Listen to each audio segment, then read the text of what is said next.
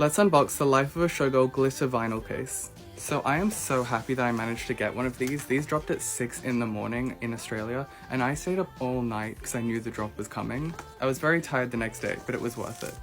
It's so pretty already. This is very hard to show. It's very big. It's gorgeous already. I have to figure out how to get this out of the box without like destroying it. So here it is. We'll take it out of the bubble wrap.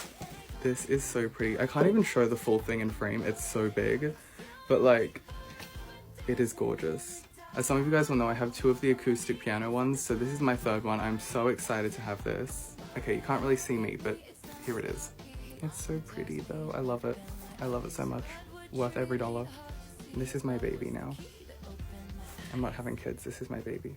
I am so excited to be adding the Life of a Showgirl vinyl case to my collection. I really, really, really love this. So I'm so excited to have it.